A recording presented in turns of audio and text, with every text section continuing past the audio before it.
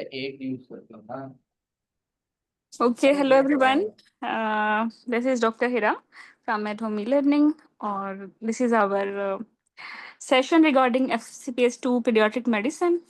Talks के लिए हमने कुछ फ्री एक्टिविटी स्टार्ट की हैं। तो आज का टॉपिक होगा cardiac catheterisation and data interpretation, और आपकी मेंटर होंगी डॉक्टर हिरा जावेद। डॉक्टर हिरा जावेद, आप हैं हमारे साथ? जी जी डॉक्टर ओ, आजमीन हूँ। चलिए, thank you doctor Hira joining us. Thank you doctor Hira. So before this we start, थोड़ा सा ऑडियंस से कर लेते हैं चिट चैट। हेलो। हाँ, सो डॉक्टर अली, अंबर, फातिमा, हरीम, कैसे हो आप सब?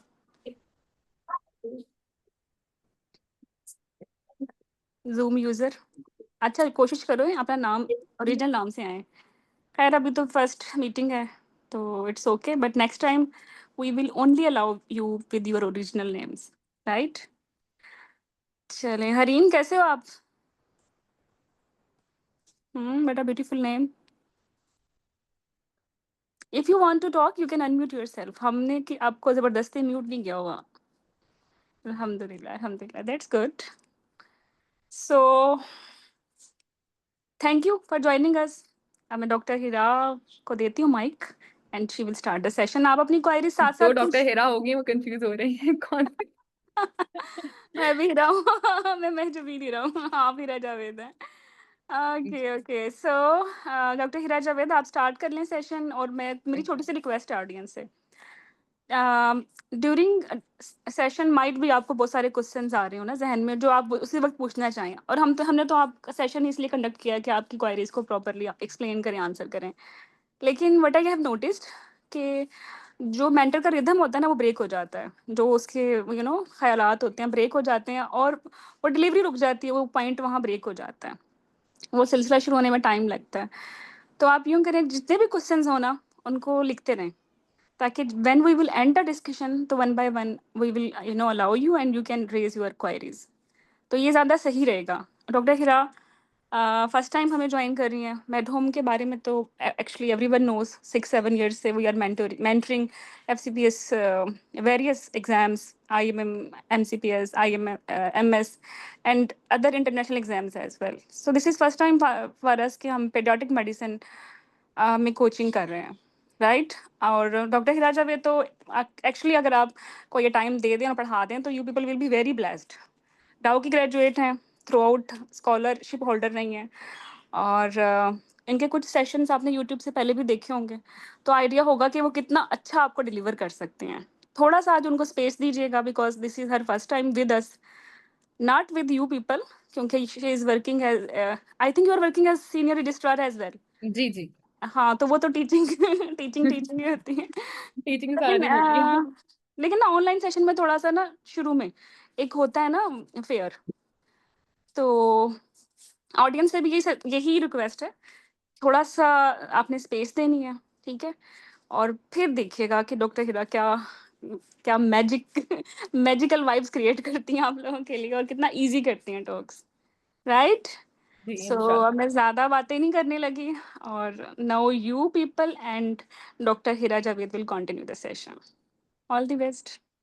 अस्सलाम वालेकुम ऑल माय स्टूडेंट्स। अभी मुझे हमारे पास कितने लोगों ने ऐड कर लिया, काफ़ी सारे लोगों ने हमें फिलहाल ज्वाइन कर लिए। मैडम ने, मैम हाजमीन हिरा ने मेरी इंट्रोडक्शन तो काफ़ी करवा दी है। थोड़ा मैं भी अपने बारे में बताता हूँ। I am doctor Hira Javed, और मैंने ग्रेजुएट दाऊ से किया था, और ट्रेनिंग मैंने CMS से की, और उसके बाद मेरे पार्ट 2 क्लियर हो गया। अभी CLF में कुछ ऐसा अच्छा, मैंने काम किया है। Now I am working as a मैं रजिस्ट्रार। सब कुछ सुन रही हूँ। Hello Fauzia.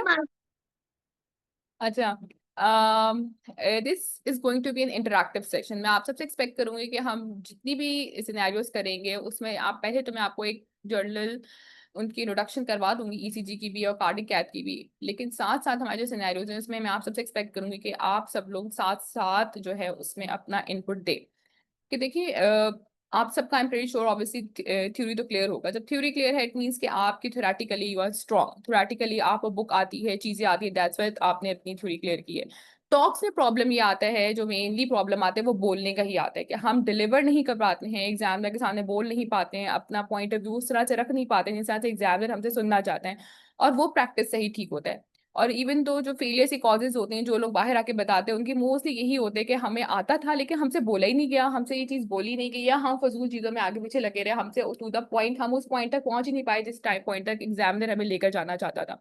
And the only solution to that is practice. Most station जो होते हैं, जो लोग बाहर आके बताते हैं, जब उनको पता चलता है वो, तो उनको आते होते हैं, कोई ऐसी चीज नहीं आती जो आउट ऑफ द वर्ल्ड या out of the null scenario. अपने जर्नल अप्रोचेस आती हैं, वो चीजें जो हमने वार्ड्स में देखी होती हैं, वो चीजें हैं जो हमने अपनी ट्रेनिंग में भी देखी होती है। ऑब्वियसली हमने 4 ईयर ट्रेनिंग की है, आपने एग्जाम क्लियर किए, तो चीजें आती होती हैं। The only thing is difference how you approach the specific scenario या स्पेसिफिक स्टेशन, उस पे ही आप लोगों ने काम करने फॉर योर टॉक्स। आगे क्लिनिकल्स के भी स्पेसिफिकली वही आपको चीजें हेल्प करती हैं। How do you approach a patient, how do you approach a scenario is important. ठीक है, और अब तो बहुत ज्यादा ही अप्रोचेस पे काम होता है, आपको टॉपिक की वो नॉलेज से अप्रोच से देखते हैं कि how you approach this specific scenario. ठीक है, तो आवाज आ रही है अब सबको मेरी? एक दफा आप लोग ने माइक ऑफ करके मुझे बता दें यस नो। सबको मेरी क्लियरली आवाज आ रही है? Yes, no, ma'am.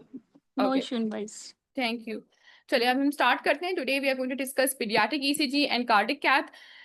Paediatric ECG किसी ना किसी फॉर्म में, ईसीजी किसी ना किसी सिनेरियो के साथ लाजमी आती है। उसके अलावा कार्डिक कैथ के भी कुछ स्टेशंस आए हैं, it's not going to come in every talks, लेकिन कुछ कुछ स्टेशंस पे कार्डिक कैथ आते हैं और एट टाइम किसी टॉक्स का पार्ट होती है कार्डिक कैथ की रीडिंग। तो इसमें ना बहुत ज्यादा क्वेश्चन और बहुत ज्यादा कंफ्यूजन मैंने अक्सर ट्रेनिंग्स को देखे कि इसमें होती है। तो हम थोड़ा सा इस पे बारे में डिस्कस करेंगे। बाकी पीडियाट्रिक ईसीजी तो हमारा एक स्टेशन होता ही होता है ईसीजी के ऊपर किसी ना किसी फॉर्म में। So will start. पहले हम थोड़ा सा ईसीजी की इंटरप्रिटेशन के ऊपर बात कर लेंगे, द बेसिक फ्रेमवर्क। ठीक है, आपने जब भी ईसीजी के बारे में बात करनी है, आपने बेसिक स्टार्ट करनी है, बेसिक से, हार्ट रेट से, रिदम से, एक्सिस से, इंटरवल से, पैटर्न, हाइपरट्रॉफी पैटर्न से, एसटी चेंजेस से, और उसके बाद फिर आपने उसके अंदर कोई अगर स्पेशल चीज आ रही है, WBW आ रहा है, लॉन्ग क्यूटी सिंड्रोम आ रहा है, जो भी इसमें आपके पास फाइंडिंग आ रही है वो एंड में बताने हैं। एक बहुत बड़ी गलती हम ये करते हैं कि हमें जब हम ईसीजी देखते हैं उसमें अगर हमें देखते सार फाइंडिंग समझ में आ जाती है कि इसमें ये चीज है, तो हम डायरेक्ट डायग्नोसिस बोल देते हैं। फिर हम एग्जामिनर टोकते हैं कि नहीं पहले बताएं तो सही कि आपने इसमें देखा क्या है। तो you always have to start with the findings कि इसका हार्ट रेट इतना है, रिदम साइनस है या नहीं है, एक्सिस नॉर्मल है या लेफ्ट या राइट एक्सिस डेविएशन है, इंटरवल क्या आ रहे हैं, फिर आपने आगे अपनी फाइंडिंग्स या डायग्नोसिस की तरफ बढ़ना है। तो always start with heart rate, rhythm, axis, interval, और फिर आगे हाइपरट्रॉफिक पैटर्न। और ये आपको वैसे भी हेल्पफुल होगी कि इन सेंस कि अगर कभी आप देखते सार नहीं भी डायग्नोज कर पाते तो you start in this pattern. ठीक है, हार्ट रेट का सिंपल सा फॉर्मूला है, 1 बॉक्स 300, 2 बॉक्स 150, 3 बॉक्स 100 का, 475, 5 का 60 और 6 का 50। ये तो आई थिंक हम सबको हमने याद ही होता है। ठीक है, इससे हमने अपना heart rate in talk scenario निकालना है। उसके बाद एक्सिस आ जाता है। ठीक है, एक्सिस हमने कैसे देखना है, कोई इसके बारे में बताएगा मुझे, या मैं इसको आगे प्रोसीड करूँ? ठीक है, एक्सिस आपने लीड 1 बेसिकली और लीड 2 से, मैंने एक हैंड रिटन नोट भी यहाँ पे ऐड कर दिया आप लोगों के आसानी के लिए। ठीक है, लीड 1 और लीड AVF आपने देखनी है। अगर दोनों में पॉजिटिव रिफ्लेक्शंस आपके पास आ रही है, मतलब आर वेव ऊपर की तरफ है, तो इट्स नॉर्मल। पता नहीं, नहीं ठीक है जवाब दिया। जी। नहीं जवाब दिया उसने। हम्म, पता नहीं क्या पूछना है मुझसे, सब्जी सुबह पूछा तो नहीं जवाब दिया उसने। अच्छा, ठीक है, उसके बाद आपके पास आता है left axis deviation. Left axis deviation में आप देखेंगे AVF लीड, अगर उसका आर वेव की डाउनवर्ड डिफ्लेक्शन आ रही है तो this is left axis deviation. ठीक है, और अगर लीड 1 में डाउनवर्ड डिफ्लेक्शन आ रही है तो it is right axis deviation. तो ये दो चीजें आपने याद रखनी है। एक्सिस आपने लाजमी देखना होता है हर ईसीजी के अंदर। नॉर्मल में दोनों पॉजिटिव होंगी, लेफ्ट के अंदर हाँ बस सिर्फ लीड AVF, और राइट के अंदर ओनली लीड 1 के अंदर अगर नीचे डाउनवर्ड डिफ्लेक्शन होगी, और अगर दोनों में नेगेटिव डिफ्लेक्शन आएगी तो this is extreme axis deviation, जो कि हमारे पास आता है इन अगेन AVSGs के अंदर, डाउन सिंड्रोम्स के अंदर। ठीक है, नेक्स्ट हम देखेंगे इसके बाद P वेव।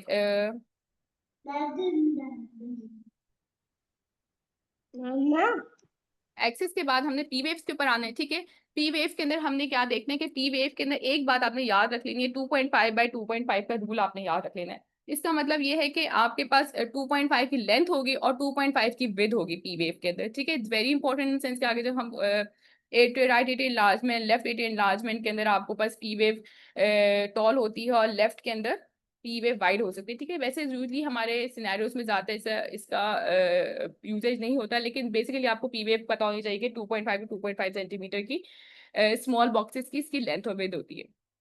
अच्छा, QRS complex is very important.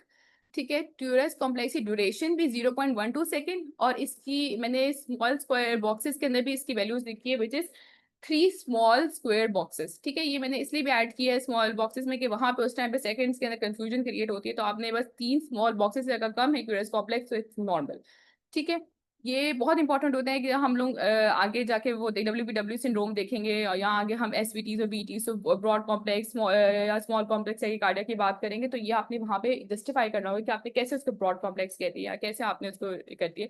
तो 3 स्मॉल स्क्वायर्स और 0.12 सेकेंड, ये 2 चीजें आपने याद रखनी है। फिर टी वेव्स आ जाती हैं।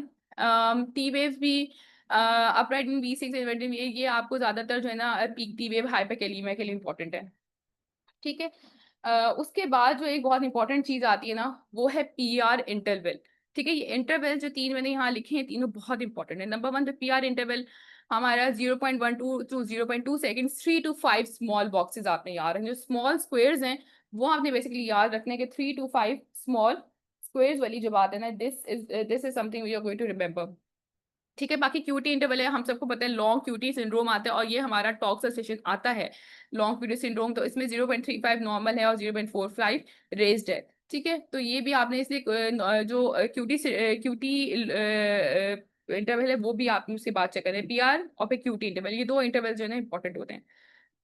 उसमें चैम्बर हाइपरट्रॉफी में आपने कमेंट करना है। चैम्बर हाइपरट्रॉफी में आप क्या देखेंगे, सबसे पहले आपने RVH और LVH। RVH जो है ना, ज्यादातर हम लोग के जो केसेस होते हैं जिसमें राइट वेंट्रिकुलर हाइपरट्रॉफी आ रही है, टॉफ का अटेम्प्ट केस दे देते हैं या टॉफ की ECG दे देते हैं, तो उसमें जो है ना राइट वेंट्रिकुलर हाइपरट्रॉफी में आपने कमेंट करना होता है। तो बेसिकली आपने R वेव देखनी होती है इन लीड 1। आगे मैं आपको ECG दिखाऊंगी, तो उसमें आपको पैटर्न आइडेंटिफाई भी आप कर लेंगे कि toll R wave in V1। ठीक है, ऑलवेज रिमेंबर कि R वेव V1 में स्मॉल होती है। ठीक है, प्रोग्रेशन ऑफ R वेव हम देते हैं फॉर राइट वेंट्रिकुलर हाइपरट्रॉफी। अगर प्रोग्रेशन नहीं हो रही तो इसका मतलब है कि हमारे पास हाइपरट्रॉफी हो रही है राइट वेंट्रिकल की। तो अगर R वेव जो है वो V1 में मोर देन 7 मिलीमीटर, ये वाला पैरामीटर भी आपने जो इसमें ये लिखा हुआ ये आपने याद करना है कि R wave in V1 is more than 7 mm in child and more than 20 mm in infant। ठीक है, ये इंपॉर्टेंट होता है फॉर RVH, और LVH के हम R wave देखते हैं V5 V6 more than 25। ठीक है, ये 2 क्राइटेरिया जो है ये आपको याद होने चाहिए। ठीक है, बाकी भी है, RS रेशो है मोर देन 1 होना चाहिए V1 में, और V6 में RS रेशो मोर देन 1 हो फॉर LVH। ये दोनों क्राइटेरिया इंपॉर्टेंट है, बाकी सब चीजें भी है, लेकिन ये 2 क्राइटेरिया भी अगर आप लगा लेना एग्जाम में टॉक सेशन में जहाँ पे आपका 5 मिनट होते हैं, तो इट्स मोर देन इनफ। ठीक है, सबको क्लियर हुई ये बातें? हमने स्विफ्टली रिवाइज की है ECG को। हाँ, अच्छा, एक अगर चीज कोई रह गई। क्वायरी है किसी की तो आप पूछ सकते हैं। अच्छा, एक चीज रह गई है इसमें, आपने एक चीज तो याद रखनी है ना, वो जो बॉक्सेस है ECG के, 1 large box and 1 small box. ठीक है, जो 1 लार्ज बॉक्स है वो 0.2 सेकंड का है, और जो स्मॉल बॉक्स है 0.04 सेकंड का आपके पास होता है 1 mm का। ये चीजें ना आगे जब हम ECG पढ़ेंगे ना उसमें इंपॉर्टेंट है। जब भी हम बात करते हैं यहाँ PR इंटरवल रेज्ड है, यहाँ पे PR इंटरवल कम हो रहा है, तो एग्जामिनर हमसे ये एक्सपेक्ट करता है कि वो बोले कैसे, हम अक्सर देख कर ही बोल देते थे, तो वो आपको एग्जाम में कैलकुलेट करके बताना होता है कि ये इतने mm था, या इतने से ज्यादा था, या इतने बॉक्स से ज्यादा था, तो मैंने इसको प्रोलॉन्ग का है। तो 0.04 सेकेंड एक स्मॉल बॉक्स का, और एक लार्ज बॉक्स 0.2 सेकेंड का होता है। ये चीज जो है आपने याद रखनी है, आगे हम अपने सिनेरियोज में इसको अप्लाई भी करेंगे। ठीक है, विल स्टार्ट विद सिनेरियोज, और यहाँ पे मैं आप सब से एक्सपेक्ट करूंगी कि आप सब जो है हमें इन्वॉल्व हो और आंसर दें, ताकि आप लोगों की प्रैक्टिसेस हो जो कि एग्जाम सिनेरियोज में आपके लिए हेल्पफुल होंगी। Anyone who will like to comment on this ECG? Anyone, any volunteer? वैसे तो ये बहुत सिंपल ECG है।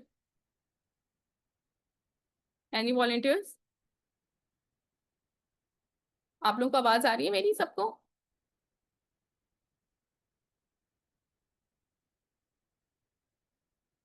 हेलो, आप लोगों को आवाज आ रही है? आपने माइक ऑफ करके एक दफा मुझे बता दें, कोई वॉलंटियर है जो इसको करना चाहता हो? आवाज बिल्कुल ठीक है, और वॉलंटियर आई थिंक कोई भी इनका ही एक आधे पहला दिन देखिए, है। It's a very simple ECG जो हाँ, हमने देखी हुई है। मैं सिंपल क्वेश्चन करूंगी, मैं आपको गाइड करूंगी आंसर्स में जिस तरह आपने एग्जाम में देने हैं। This is going to help you, ये सबको आते होंगे, आई एम प्रीटी श्योर। कौन? हाँ सबू ही बिल्कुल। नास? सबू ही, सबू ही डॉक्टर आ जाए, कोई इजी। नहीं, इट्स वेरी इजी, आ जाए सबू ही। No one want to interact in this? पता है जो गलतियां करते हो ना, वो हमेशा याद रहती हैं। हाँ, और ये तो हमारे पास टॉक्स में अक्सर आती भी और हैं। हम तो चाहते भी नहीं है कि आप गलतियां करें। गलतियां करोगे तो सीखोगे। तो अच्छा, शायद क्यों हो रही हो। अली है, हरीम, एनीवन, अली, हरीम, डॉक्टर मरियम, ऊपर से anyone of you like to interact in this one, या मैं फिर आगे प्रोसीड करूँ, इसको खुद ही से पढ़ाऊँ? बस ऐसे फायदा नहीं है पढ़ाने का, क्योंकि ये तो आप खुद बुक से भी पढ़ सकते हैं। नहीं, आप पढ़ा रही हो तो फायदा है। कोई, किसी की आवाज तो आ रही है, समझ नहीं आ रहा किसकी आवाज आ रही है। चलो मिलजुल के आंसर कर लो, अगर अभी हिम्मत नहीं हो रही। अच्छा चलो, इस पे कोई ये कमेंट आहिस्ता कर दे। आहिस्ता फैलेंगे, थोड़ी टाइम लगेगा। चलें, ठीक है। अच्छा, इस ईसीजी के अंदर in this ECG I think it's very clear कि हमारे पास एक तो नंबर वन, आपने हार्ट रेट देखना है। आपने हार्ट रेट से जब स्टार्ट किया, से मैंने अभी आपको बताया था, तो हार्ट रेट कितना आ रहा है वन स्मॉल 300। बॉक्स से? हाँ, किसने बोला था अभी? ठीक है। अच्छा, हार्ट रेट है 300 से लेकर 250 के दरमियान है। ठीक है, अब आपको इसमें आपने क्योंकि अप्रॉक्सीमेटली बताना होता है, वन लार्ज बॉक्स में थोड़ा सा ज्यादा हो रहा है, तो आप 250 टू 300 के बीच में आप अप्रॉक्सीमेटली बता देंगे। उसके बाद क्योंकि सिंगल लीड है, तो ऑब्वियसली हमारे पास एक्सेस तो है नहीं। आपने बताना है, कमेंट करना है रिदम पे के रिदम साइनस है या नहीं। और साइनस रिदम क्या होता है? PQRS T। Is this a sinus rhythm और not? It's SVT. It's an SVT, yes it's an SVT. ठीक है, आपके पास अच्छा, वही आपने फिर गलती की, डायरेक्ट एसवीटी हमने बताया। ठीक है, हमें पहले कमेंट करना है कि इसमें हार्ट रेट 300 टू 250 के दरमियान है। It's has narrow complexes, sinus rhythm नहीं है। PQRS में, पी या क्यू वेव्स में QRS is not preceded by the P wave. आपने ये सब चीजें बतानी है कि P waves are absent, that's why this is a SVT, या दिस इज अ, आप इसको साइंस उसकी तरफ लेकर जा रहे हैं। ठीक है, आपने डायग्नोसिस से बता दी। Now how will you manage this case? इसमें हम देखेंगे कि कार्डिक फेलियर के साथ है बच्चा या yes, without good. Cardiac failure है। Yes, cardiac. अगर अगर कार्डिक फेलियर है तो सीधा सीधा डीसी कार्डियोवर्जन की तरफ जी, जाएंगे, गुड। 0.5 to 1 जूल्स पर केजी के हिसाब से। ठीक है, और अगर नॉन मतलब कार्डिक फेलियर में नहीं है तो फिर देखेंगे कि बड़ा बच्चा है या इन्फेंट है, फॉर वेगल मेन्यूअर्स। ठीक है, और फिर आईवी एडिनोसिन की तरफ भी जाएंगे। लेकिन अगर ठीक है। आईवी एडिनोसिन काम नहीं कर रही या आईवी हम्म, मेंटेन नहीं हो पा रही तो फिर हम डीसी कार्डियोवर्जन की तरफ ही जाएंगे। जी, गुड, एक्सीलेंट, बहुत अच्छा है, मैंने बताया। ठीक है, अब इसमें एक चीज है कि सिनेरियो में मेंशन था कि गर्ल आई है हमारे पास with the complain of palpitation. इसका मतलब है कि गर्ल, लड़की जो है, यहाँ पे जो पेशेंट है वो स्टेबल है। ठीक है, वाइटली स्टेबल है। तो आपने डायरेक्ट जंप करना है उन चीजों के ऊपर जो आपने पहले, आपने ये मैनेजमेंट बतानी है, उसके बाद आपने बताना है कि हाँ, अगर वाइटली स्टेबल नहीं है तो। क्योंकि एग्जाम में ना इन छोटी छोटी बातों पे फॉर सम रीजन चिढ़ जाते हैं कि मैंने आपको बताया है कि पेशेंट का ये इस तरह से था। तो बताइए, आपने मैनेजमेंट ठीक है। ठीक है, आपने एक्यूट मेजर करनी है सबसे पहले, बिकॉज पेशेंट आपके पास सिर्फ आया है विद पैल्पिटेशन, और आपने इंसिडेंटल फाइंडिंग निकाली है एसवीटी की।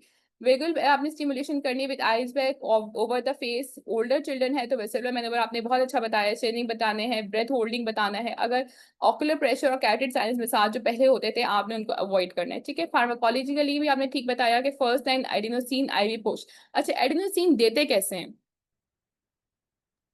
बोलस फॉर्म में देते हैं with IV normal saline push करके आफ्टर दैट। ठीक है, 3 वे लगा के आपको एडिनोसिन देते हैं। आप 3 वे में एक तरफ नॉर्मल साइन का पुश लगाते हैं और एक तरफ ये भी एग्जाम में क्वेश्चन होते हैं जब ये बताते तो वो पूछते क्लिनिकली, वो ये देखना चाह रहे होते कभी वार्ड्स में आपने एडिनोसिन दी है नहीं दी है।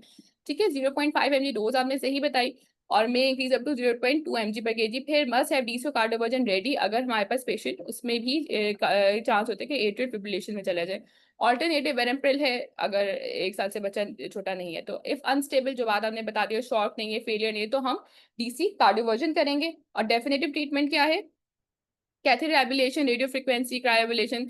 अगर रिकरेंट केसेस हैं, ड्रग इंटॉलरेंस है, पूरा कंट्रोल है, तो फिर आप कैथेटर एब्लेशन की तरफ जाएंगे। यूजली जो छोटी एज में बच्चे आते हैं उनकी ज्यादा रिकरेंस नहीं होती है, जो बड़ी एज में लेटर ऑन प्रेजेंट करते हैं उनकी रिकरेंस होती है, उससे फिर आप 24 आवर हॉल्टर मॉनिटरिंग और फिर कैथेटर एब्लेशन की तरफ जाते हैं। ठीक है, ये इसी तरह से आता है। पेशेंट मॉनिटरिंग है, मॉनिटरिंग में हॉल्टर और variable ECG monitoring for recurrence, and parents should learn how to check infants heart rate. अच्छा, अगला क्वेश्चन है कि this is a base and ECG after cardiovert. ये बच्चा कार्डियोवर्ट हो गया है, कमेंट ऑन द ECG। ठीक है, बच्चा कार्डियोवर्ट हो गया, अब ये बेस लाइन ECG की आई है। जी ईसीजी है जिसमें रेगुलर रिदम है ठीक है, और हार्ट रेट जो है वो लेस देन 100 या 100 टू तो 1 2 3 4 5 5 स्मॉल बॉक्स लार्ज बॉक्सेस है, तो 5 में कितना हो जाता है हार्ट रेट? 300 less than 100 60। ही आ जाए जी। हाँ 60 के अराउंड, ठीक है। और इसमें जो है डेल्टा वेव्स आ रही हैं हम्म, तो ये WPW की तरफ जा रहा है। ठीक है। अच्छा, डेल्टा वेव आपने डेल्टा वेव बताई, गुड, ठीक है। आपने फाइंडिंग्स बिल्कुल ठीक पिक की हैं। आपने ये बता दिया कि साइनस रिदम है, हार्ट रेट हमने स्टार्ट करना है कि 50 to 60 के बीच में हार्ट रेट है। उसके बाद भी आपने साइनस रिदम बताया, बिल्कुल सही, ठीक है। उसके बाद मैंने इसे आपको बताया था, आपने डेल्टा वेव से बता दी, बिल्कुल सही पिक किया। लेकिन डेल्टा वेव कैसे आप इसको कह रहे हैं? ये पीआर बिल्कुल इंटरवल, जी जी, ठीक है, ये स्लरिंग पीआर, आ रही है पी के बाद ना थोड़ी सी हम्म, कर्व आ रहा है तो वो डेल्टा आ रही है। ठीक है। अच्छा, आपने इसको ऐसे बताना एग्जाम में कि पीआर इंटरवल जो है वो शॉर्ट पीआर इंटरवल है और ब्रॉड क्यूआरएस कॉम्प्लेक्स। समझ आ रही है मैं आपको क्या पॉइंट कहना चाह रही हूँ? जो डेल्टा वेव है बेसिकली उससे क्या हो रहा है, जो मैंने आपको बताया था 3 to 5, वो आपको बोलेगा डेल्टा वेव क्या होती है। इससे पहले एग्जामिनर आपको टोके या आपसे पूछे, आप खुद ही बता दें चीजें, ठीक है। इससे एक तो इंप्रेशन भी जाता है कि हाँ इसने ईसीजी पढ़ी है, खुद से पढ़ी है, इसको चीजें आती भी हैं, ठीक है। आप खुद ही बता दें कि जो शॉर्ट पीआर इंटरवल है, अभी भी जैसे मैं आपको बताया था 3 to 5 स्मॉल बॉक्सेस होते हैं, वो आ रहे नहीं ना? कितना पीआर इंटरवल है इसका? बिल्कुल जो है ना 1 बॉक्स भी नहीं है, ठीक है। आपने शॉर्ट पीआर इंटरवल है, ब्रॉड क्यूआर कॉम्प्लेक्सेस हैं, ठीक है। मैंने आपको बताया था 3 शॉर्ट बॉक्सेस होते हैं, तो ये 3 से ज्यादा है। तो आपने बताना है कि शॉर्ट पीआर इंटरवल है, ब्रॉड क्यूआरएस कॉम्प्लेक्सेस हैं और slurred upstroke of QRS complex है, which is for delta wave, तो ये क्या हो गया? WPW syndrome. तो ये सब सारी बातें आपने साथ साथ बतानी है, ठीक है। How will you manage this? इसमें हम जो है बीटा ब्लॉकर्स देते हैं, हम्म, प्रोप्रेनोल के साथ दे रहे होते हैं। फिर अगर उसके बाद अगर रिकरेंस आ रही है तो फिर दूसरी ड्रग्स दे रहे होते हैं, जैसे प्रोकेनामाइड हो गया, फ्लीकेनामाइड हो गया।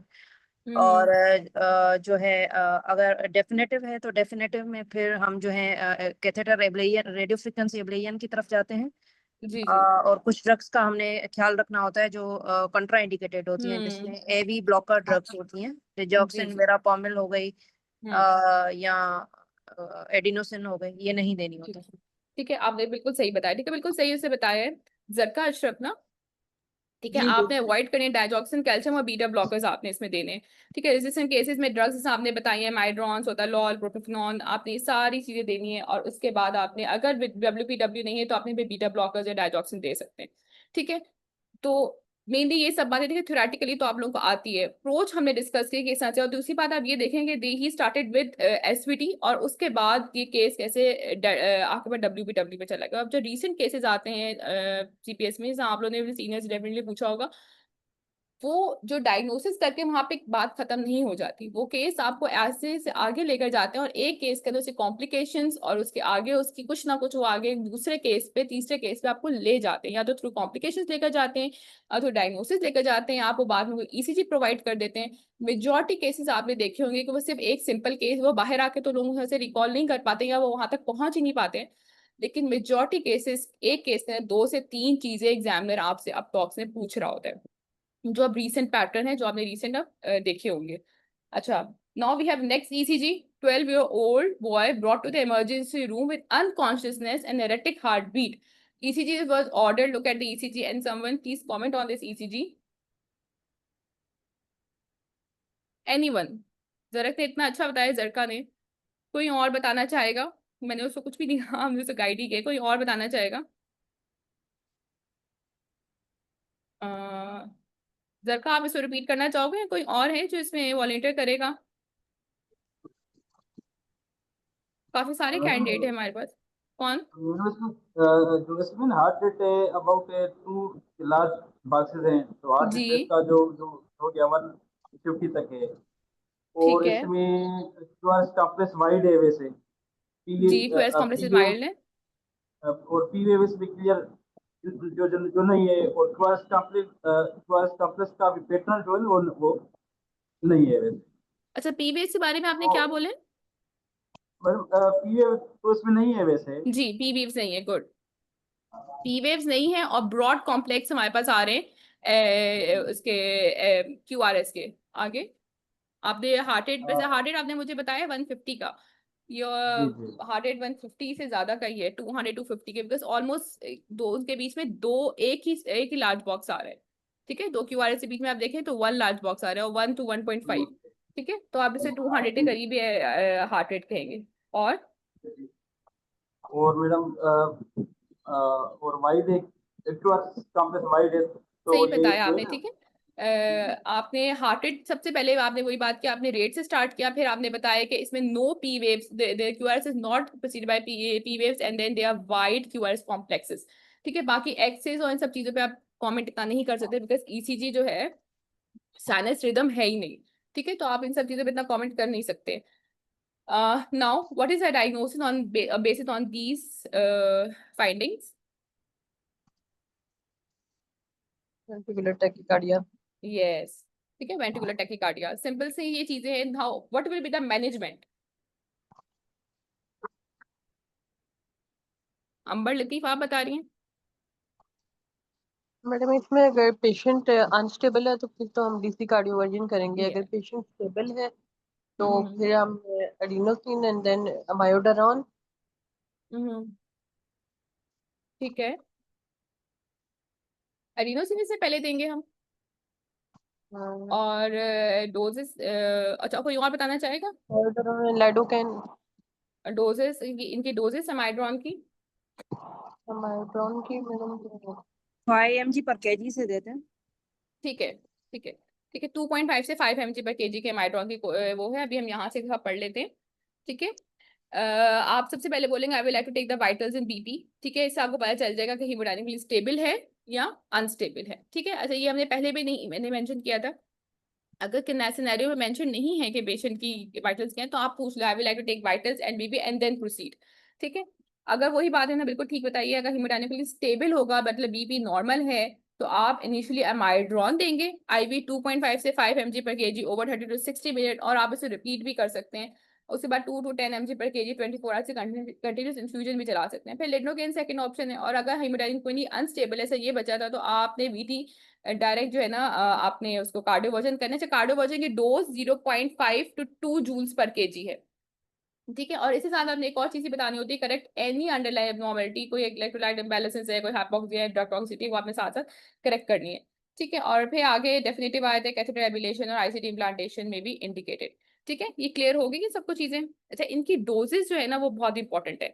आपने अगर जब वहाँ माइड्रॉन बताना है, आपने साथ बताना है आप कैसे देंगी, IV देंगी, IM देंगी, बिकॉज ये चीजें ना आपका टाइम वेस्ट करती है। फिर एग्जामिनर आपसे पूछते हैं अच्छा कैसे देंगी आप, IV देंगी, IM देंगी, और वो इसी लहजे और इसी तरीके से आपसे पूछते हैं कि कैसे देंगी आप, IV देंगी, IM देंगी, डॉक्टर साहिबा आप किस तरह से देना चाहेंगी, और लिटरली वैसे ही बोलते हैं।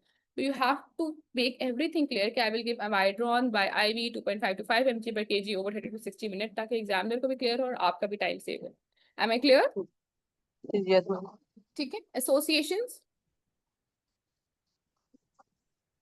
ठीक है, एसोसिएशन इसकी मेनली मायोकार्डाइटिस, ठीक है, anomalous origin of coronary artery, ठीक है, arrhythmogenic cardiomyopathy, mitral collapse, primary cardiac tumours, dilated और hypertrophic cardiomyopathy, prolong QT syndrome, WPW और ड्रग यूज। अच्छा, इसको यहाँ डालने का, ये आपकी बुक से भी मेंशन होगा, इसको यहाँ डालने का मकसद ये है कि इनमें से किसी भी चीज के साथ वो आपको पेशेंट को VT के साथ प्रेजेंट कर सकते हो, फिर बाद में आपको बोलें कि कोई भी एको पकड़ा दें या आपको ECG उसको बेसलाइन ECG पकड़ा दें।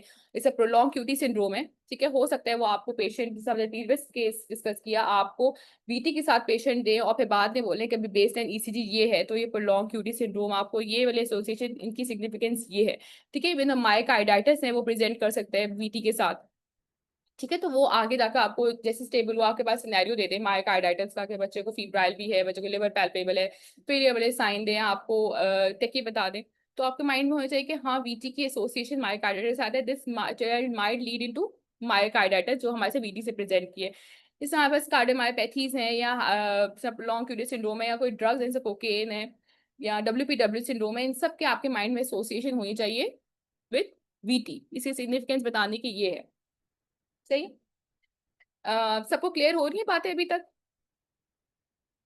ठीक है, नेक्स्ट हमारे पास ये सिनेरियो है, ये बहुत कॉमनली हमारे पास टॉक्स में आता होता है कि टर्म बेबी है, He's delivered to a mother who has history of photosensitivity, rash on the face, antenatal history में fetal brady आया हुआ था.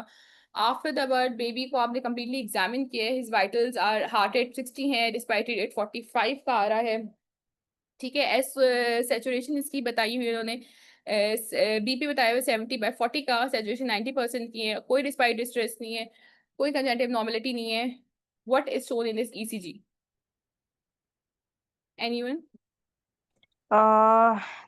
This is the ECG of कौन term बोल रहे baby. हैं? Zarqa Ashraf. Okay.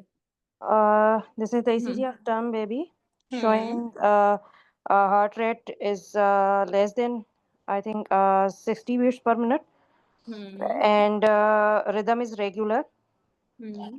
X is also normal.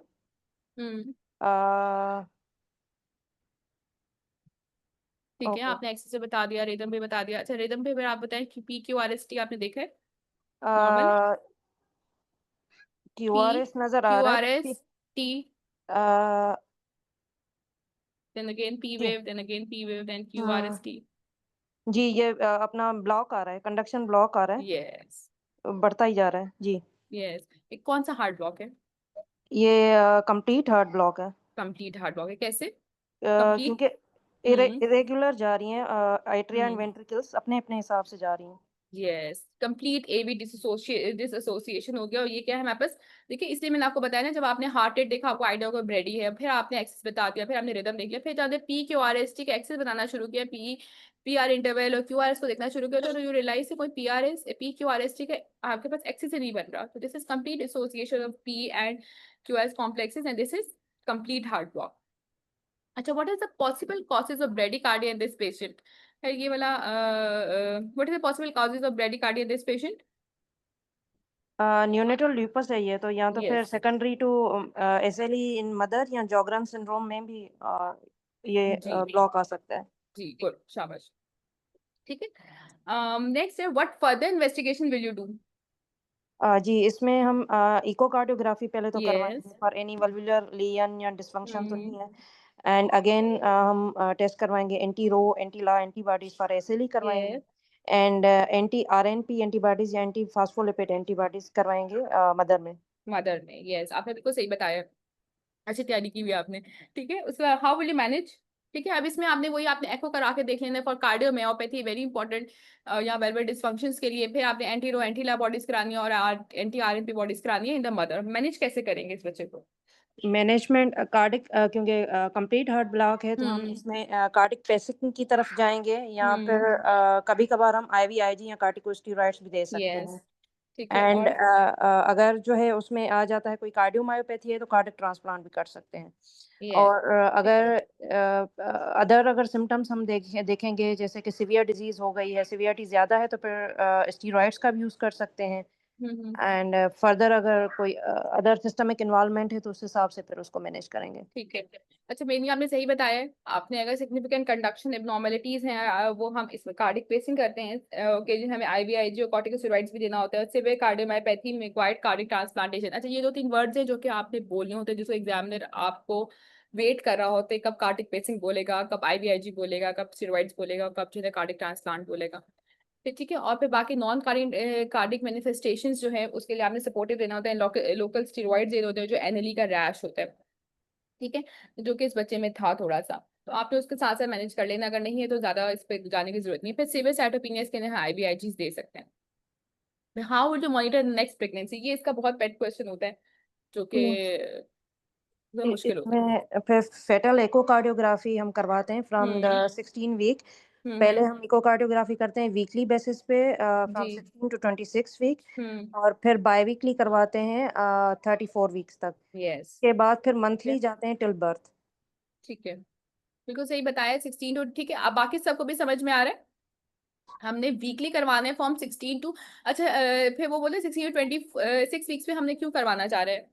तो ये वो टाइम होता है जब कार्डिक ज्यादा जो है ना, कार्डिक क्या कहें हमको, कंडक्शन ज्यादा इस टाइम पे मैन्युफैक्चर हो रही होती है, इस टाइम पे बन रही होती है. तो आपको इस टाइम पे 16 to 26 में सबसे वल्नरेबल टाइम होता है टू डेवलप हार्ट ब्लॉक्स. तो आपने 16 to 26 वीक पे आपने वीकली कराना है, फिर आपने बाई वीकली जाना है थ्रू 24 वीक्स. उसके बाद आपने how will you prevent occurrence of progression of fetal cardiac abnormalities in this patient? Prevention के लिए हम मोस्टली 3 चीजें दे रहे होते हैं, जिसमें कार्टिकोस्टेरॉइड्स हो गए, IVIG हो गए, प्लाज्माफेरेसिस प्रिवेंशन में दे रहे होते हैं। ठीक है, कब कब? ये हम दे रहे कार्टिकोस्टेरॉइड हम स्टार्ट करते हैं फ्रॉम 16 वीक्स टिल मतलब 3 मंथ्स 4 to 6 mg पर वीक के हिसाब से उसका डोज दे रहे होते हैं। ठीक है। अच्छा, इसमें जब आपने PR इंटरवल चेक करना होता है एंटीनेटल स्कैन पे बच्चे के ECG के ऊपर, ठीक है, हम इसको यूजली, अच्छा इसमें एक बात ये आपने जो है ना पीडियाट्रिक कार्डियोलॉजिस्ट को रेफर करना होता है, आपने ये भी साथ में बता दें पीडियाट्रिक कार्डियोलॉजी को भी आप बहुत बोर्ड लेंगे कि जो वीकली हम आपको जैसा मेंशन है मॉनिटर पीडियाट्रिक कार्डियोलॉजिस्ट, ठीक है। उसके बाद आपने PR इंटरवल 140 पे है तो फॉलोअप स्कैन होगा। PR इंटरवल अगर 150 ज्यादा है तो कॉर्टिकोस्टेरॉइड मतलब डेक्सा आप देंगे 4 to 8 mg once a week. अगर सेकंड और थर्ड डिग्री ब्लॉक आ रहा है तो डेक्सा डेली पे आ जाएंगे प्लस IVIG देंगे। और अगर हाँ पर थर्ड डिग्री ब्लॉक आ जाए यहाँ से वे हाइड्रॉप्स आ जाएगा तो हम विल कंसिडर टर्मिनेशन। ये आपका नेल्सन में पूरा चार्ट बना हुआ है। तो जो चीज़ जी नेल्सन जी। में आ जाती है वो एक्सपेक्टेशंस होती हैं कि वो आपको पता हो, ठीक है। What are the other causes of heart block then this, what is other causes of heart block? Heart block आपका आ सकता है, इसमें कोई कार्डिक लीजन हो, कार्डियोमायोपैथीज हो, या आपकी जो है कोई ठीक है, कोई congenital ऑटो isolated lesions हैं, इम्यून। इडियोपैथिक फिब्रोसिस और कंडक्टिव टिश्यूज, ठीक है, फिर congenital हार्ट डिजीज TG है with VSD, autoimmune disease very important, SLE, writer syndrome, ठीक है, और फिर डिस्ट्रोफिक मायोटोनिया, इन सब के अंदर आपके पास आइसोलेटेड हार्ट ब्लॉक्स भी आ सकते हैं, ठीक आ है। सकता है। अब नेक्स्ट अगर हम सिंस हार्ट ब्लॉक के बारे में बात करें रहे हैं तो वी लाइक कि हम थोड़ा सा फर्स्ट डिग्री, हमने थर्ड डिग्री डिस्कस कर लिया, फर्स्ट सेकंड और थर्ड डिग्री को हम थोड़ा सा डिस्कस कर लें, ठीक है। फर्स्ट डिग्री में आपके पास क्या होता है, जैसा मैंने आपको स्टार्ट में ही बताया था कि PR इंटरवल 0.2 सेकंड है, ये आपने याद रखना है, ठीक है। इसीलिए क्योंकि आपके पास जो हार्ट ब्लॉक है PQRS इसमें जो फर्स्ट डिग्री है उसमें सिर्फ आपके पास PR इंटरवल जो P से लेकर R का जो ये वाला इंटरवल है ये इंक्रीज होगा 0.2 से, विच इज 5 स्मॉल बॉक्सेस, ठीक है। मैंने बॉक्सेस में लिखे होंगे, वहां पे सेकंड सोर्स तो कुछ भी याद नहीं आ रहा होता, आपको बॉक्सेस बस याद हो तो दैट्स इनफ या दैट्स सफिशिएंट कि आपके पास 5 स्मॉल बॉक्सेस हमने काउंट करने, अगर 5 से ज्यादा PR इंटरवल आ रहा है तो ये पेशेंट आपके पास किस में जा रहा है, फर्स्ट डिग्री हार्ट ब्लॉक का है। अच्छा, सेकंड और थर्ड डिग्री में अक्सर बहुत ज्यादा कंफ्यूजन होती है कि सेकंड और थर्ड डिग्री में क्या करना है। सॉरी, सेकंड डिग्री में मोबिट्स टाइप 1 और मोबिट्स टाइप 2 के अंदर कंफ्यूजन रहती है कि टाइप 1 के अंदर ये होता है कि जो PR इंटरवल है वो प्रोग्रेसिवली इंक्रीज होता है, ठीक है, जिसमें आप इसमें देख रहे हैं, ठीक है, नजर आ रहा है, और उसके बाद एक ड्रॉप बीट होती है। और मोबिस टाइप 2 के अंदर ये होता है कि आपके पास PR इंटरवल इंक्रीज ही होता है, कांस्टेंट रहते हैं और सडनली एक बीट ड्रॉप हो जाती है, ठीक है। अब इसमें मोबिस टाइप 1 और टाइप 2 में डिफरेंस की वजह ये है कि मोबिस टाइप 1 जो है उसको आप मॉनिटर कर सकते हैं, लेकिन मोबिस टाइप 2 में आपको पेसिंग करनी ही पड़ती है। और थर्ड डिग्री हार्ट ब्लॉक जो अभी हमने देखा है PQRS, कहीं कहीं P चल रहा है कहीं QR चल रहा है, तो ये थर्ड डिग्री है, इसमें कंप्लीट एविडेंस डिसोसिएशन है, इसमें तो हमने पेसिंग करनी ही करनी होती है, ठीक है। Am I clear? अच्छा, सबको अभी तक क्लैरिटी है यहाँ तक, ठीक है। आगे हम एक और सिनेरियो है, I will like someone to comment on this one, एक इम्पॉर्टेंट सिनेरियो है, कोई कमेंट करेगा CCG पे? 12-year-old girl is brought in a ER after collapsing at home while revising for exam. There is no history of abdominal movement. No, on examination, she is alert. Heart rate is 110, respiratory rate 18, saturation 99, BP 115/72. System examination is normal. ECG was performed. Anyone who can comment on this ECG?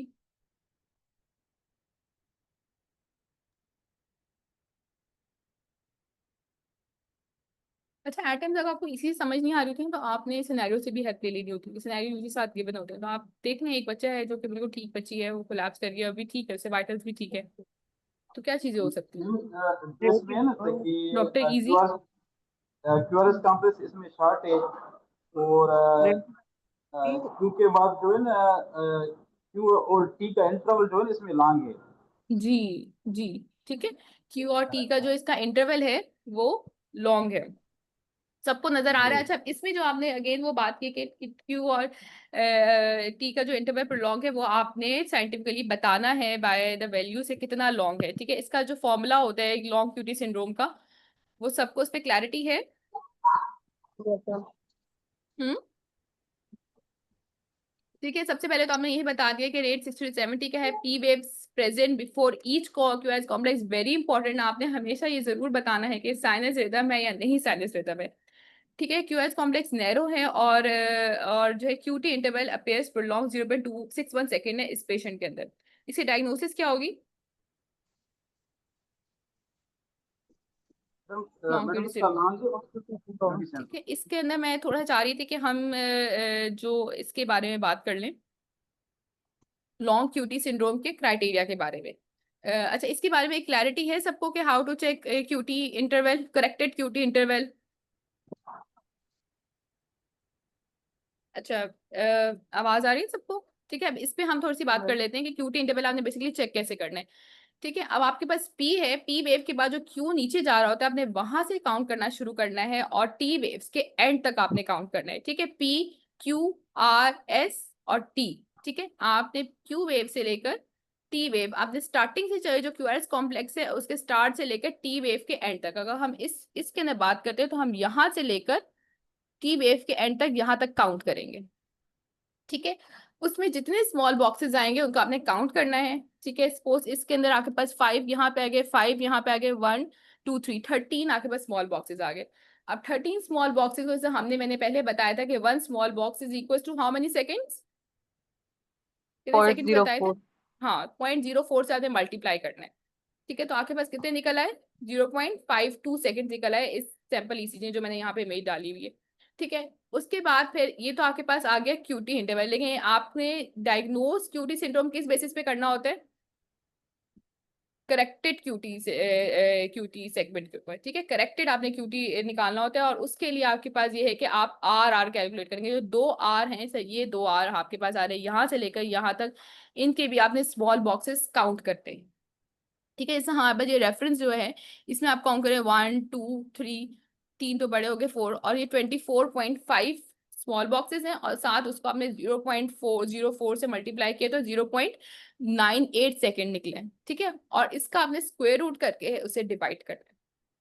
समझ आ रही है आपको? Cutie आपने ऊपर रखना है और नीचे जो आर इंटरवल निकले उसका स्क्वायर रूट निकाल के 0.98 आएगा तो 0.52 को 0.98 से डिवाइड करके जो आंसर निकलेगा, this is your corrected QT interval. और इसके बेसिस के ऊपर आपने अपना QT long QT syndrome diagnose करना है, लेबल करना है। ठीक है, सिर्फ आपको एट टाइम्स एसीजी में लग रहा होता है कि ये प्रोलॉन्ग है, सिर्फ उसके ऊपर आपने लेबल नहीं करना। Am I clear? सबको क्लैरिटी है इसके ऊपर? Yes, ma'am. ठीक है, अच्छा, एग्जामिनर एट टाइम इसमें आपको कैलकुलेटर भी प्रोवाइड करेंगे और आपको बोलेंगे कि आप मुझे अभी यहाँ पे क्यूटी इंटरवल भी निकाल के दिखाएं, आप आर इंटरवल भी निकाल के दिखाएं और करेक्टेड क्यूटी इंटरवल भी आप निकाल के दिखाएं। और ये इंशाल्लाह आप लोग कर लेंगे, इतना मुश्किल नहीं होता अगर आपको ये चीजें पता होंगी कि आपने किस तरह से करनी है। ठीक है, चलिए नेक्स्ट हम इसके क्यूटी इंटरवल के बारे में बात कर लेते हैं, लॉन्ग क्यूटी सिंड्रोम के बारे में। Next question, what is normal QT interval? किस पे लेबल करेंगे आप? नॉर्मल नॉर्मल क्या होता है क्यूटी इंटरवल? कोई बता दे यहाँ से मुझे। 0.05 है। करीब करीब ही है। ठीक है, 0.44 से, हाँ 0.44 से बिलो इज नॉर्मल और बॉर्डर लाइन। अच्छा, इसमें ना बहुत पर्टिकुलर क्योंकि होते हैं 0.45 भी ठीक पता है, लेकिन 44 आपने बताना है करेक्टेड, और again corrected QT interval बताना है। ठीक है, बॉर्डर लाइन 0.40 से 0.46 तक, और इससे ज्यादा होगा तो दिस इज लॉन्ग क्यूटी। तो हमारे इस सिनेरियो के अंदर मैंने पहले से कैलकुलेट लिख करके लिखा होता है 0.61 था। तो आपने अगर लॉन्ग क्यूटी सिंड्रोम बताना है तो आपने चलो मेंशन कर दिया, लेकिन आपने फिर कैलकुलेट करके बताना है, वो आपसे कैलकुलेट करवाएंगे अगर लॉन्ग क्यूटी सिंड्रोम आएगा तो। ठीक है, what will be the diagnosis? The patient has congenital sensory neural deafness. अगर साथ साथ बच्चा डेफ भी है तो क्या हो सकता है? German syndrome. जी, ठीक है, Jervell Lange Nielsen syndrome, good. And what are the provoking factors?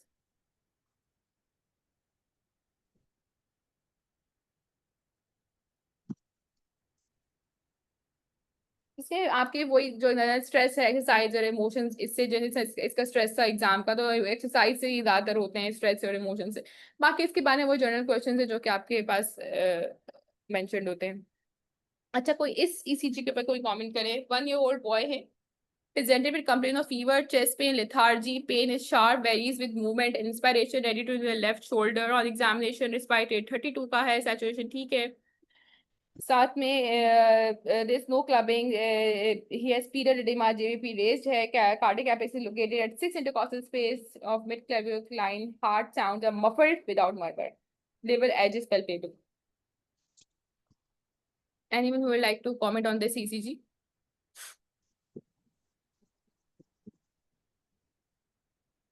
Madam, rate is around 100 and left axis deviation. Axis rhythm normal is है. 1 और AVR दोनों में जो है ना 1 में भी ऊपर है there- और AVR में there भी are नॉर्मल है. ST elevation. जी जी. ST एलिवेशन कौन सी लीड में? Elevation lead 1. जर्नलाइज one ST एलिवेशन आ रही है. we ठीक है. जर्नलाइज ऑलमोस्ट तकरीबन सारी लीड्स में यहाँ के पास ST एलिवेशन आ रही है. ऐसे ही है. generalize, yes ma'am. ठीक है. Is this the sinus rhythm? Yes ma'am, sinus. Yes, very important point sinus rhythm है. ठीक है. आपने हमेशा ये कमेंट जरूर करने के साइनस रिदम है या नहीं है. ठीक है. रेट आपने 100% बताया. ठीक है. नॉर्मल एक्सिस है, रिदम भी रेगुलर है और रिदम रेगुलर मतलब कि साइनस रिदम है. एसटी एलिवेशन, मल्टीपल रीड और एसिड डिप्रेशन आ रहा है इन एविया व्हिच इज नॉन सिग्निफिकेंट. तो डायग्नोसिस क्या होगी on the basis scenario in this? Pericarditis. Yes. ठीक है. अच्छा, इसमें एक चीज याद रखें, हम सब प्रोसीजर्स करते हैं एट टाइम. प्रोसीजर्स भी जो आते हैं वो अब तो ऐसे भी हो जाता है कि वो सिनेरियो रखते हैं, पेरिकार्डियस बताया. अच्छा ठीक है, अब आप प्रोसीड करके दिखाएं कि जो है ना आप पेरिकार्डियल सिंथेसिस कैसे करेंगे. आपको क्लैरिटी है, कुछ समझ में आ रहा है किस तरह से चीजें चलती हैं? ठीक है. तो इस तरह बिकॉज Yes. पहले ऐसा होता था कि सिनेरियो आ जाते थे. अब जितने पास पेपर्स आते जा रहे हैं उतने एग्जाम्स पे होते जा रहे हैं, कुछ कुछ यूनिक लेकर आए. तो ये भी मैंने किसी मौका का ही मैंने सुना है कि इस तरह से हुआ था, लेकिन इस तरह से कहीं हुआ था. So what are the causes? Madam, pericarditis can be due to an upper respiratory tract infection, viral infection. Yes, viral infections. इसमें एक बहुत इंपॉर्टेंट होता है जिसका अक्सर नाम लेते हैं हम. ठीक है. और वायरल के अलावा और क्या हो सकते हैं? viral infection, myocarditis. टीबी है मैडम, टीबी. यस, EBV और TB, कॉक्सैकी TB. वायरस. ठीक है. Coxsackie virus, EBV most common. इसमें फिर बैक्टीरियल आपके पास आ जाते हैं. ठीक है. फिर ट्यूबरकुलोसिस, हम ट्यूबरकुलोसिस तो कभी भी नहीं छोड़ सकते. माइकोप्लाज्म्स हैं. फिर fungal infection, toxoplasmosis, parasitic less likely. फिर कनेक्टिव टिश्यूज. ठीक है. Rheumatic arthritis, rheumatic fever, SLE, sarcoidosis. ठीक है. फिर metabolic causes such as hyperuricaemia, hypothyroidism, malignancy very important, radiotherapy very important. ठीक है. लेकिन मोस्टली आपने कॉक्सैकी वायरस, EBV वायरस याद रखने के ये इनके एक्सपेक्ट करते हैं कि नाम ले. बाकी आप बैक्टीरियल कॉजेज, TB और इस तरह के आप अदर कॉजेज बता सकते हो. फिर कनेक्टिव टिश्यू में rheumatic arthritis, rheumatic fever, SLE, ये 2-3 नाम आपने लाजमी लेने हैं. ठीक है. अच्छा, next, what in further investigations would you like to do Amber? Madam, echocardiography. Yes. अच्छा, बेसिक से Baseline स्टार्ट करें ना. अभी investigation. सिर्फ आपने ECG कराई है, तो बेसिक से आप क्या स्टार्ट करेंगे? Madam, baseline investigation, echocardiography, chest X-ray, yes. and then madam, according viral panels if available. ठीक है. सही कह रही हैं आप. ठीक है. चेस्ट एक्सरे कराने हैं आपने, एको करानी है. Cardiac अगर enzymes. वायरल पैनल अवेलेबल है तो वो कराएंगे. ठीक है. अच्छा, इस केस में आप CBC भी करा सकते हैं. ठीक है. फिर Cardiac enzymes. Pericardial synthesis.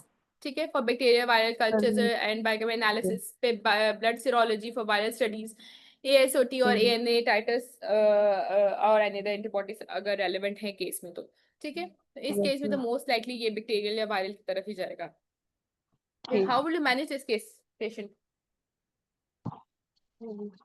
Basic आप ट्रीटमेंट बता दें. How will you basically manage this kind of patients pericarditis के? Pericardium, madam, inotropes and IV fluids. Fluid restriction, inotrope. ठीक है. आंसर मैंने साथ कर दिया. ट्रीटमेंट डायरेक्टली बहुत अंडरलाइन कॉज भी देनी है आपने. एंटीबायोटिक या सिम्टोमेटिक भी एनाल्जेसिया देनी है, एंटी इन्फ्लेमेटरी देनी है, पेरिकार्डियल सिंथेसिस. और फिर आपने फेलियर की ट्रीटमेंट देनी है. अगर चाइल्ड फेलियर में तो आपने फेलियर की ट्रीटमेंट आपने बताया है कि आईओ रिस्ट्रिक्ट करने और साथ आपने फेलियर की ट्रीटमेंट. बेसिकली आपने इसमें एनाल्जेसिया, एंटी इन्फ्लेमेटरी और पेरिकार्डियल सिंथेसिस जो है ना for pericardial fusion, corticoid tamponade और हार्ट फेलियर, इसकी आपने ये जरूर लाजमी बनाना है. ठीक है. अच्छा, नाउ दिस ECG.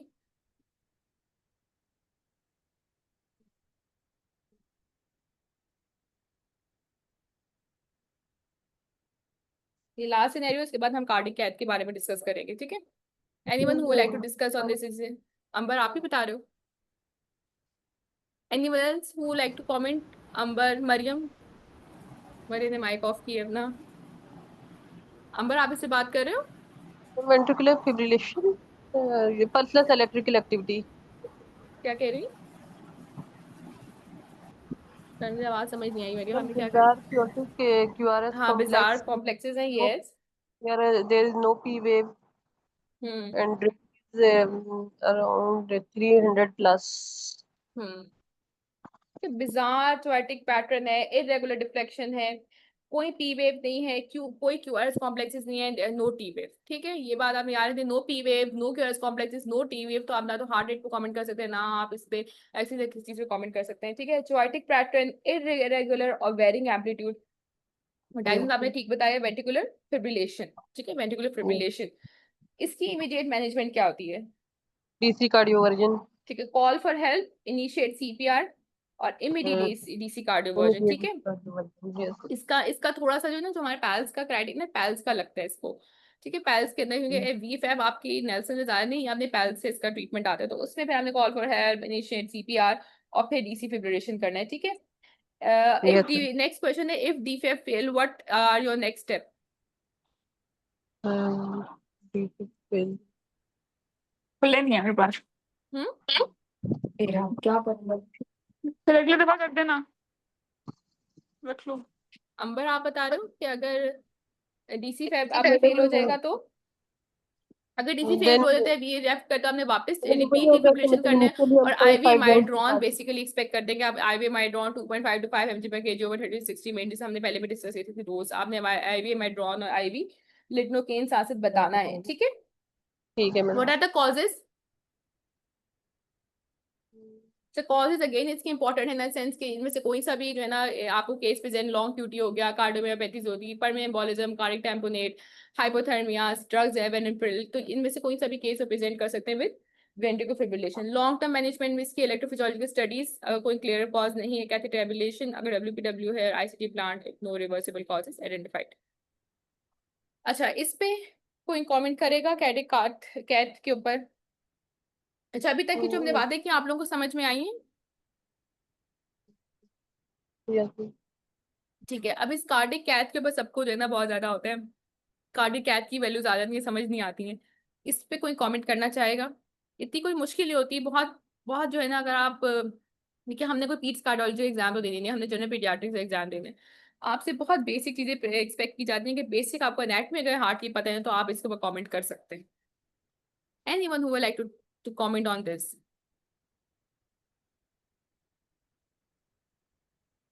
अंबर आप ही का माइक ऑफ है, आपने इस पे बोलना है। मैडम इसमें लेफ्ट. अच्छा, पहले ये बात करते हैं कि हार्ट के कितने चैम्बर्स होते हैं, ठीक है। हार्ट के एनाटॉमी को हम ड्रॉ कर लेते हैं। हार्ट के कितने चैम्बर्स होते हैं?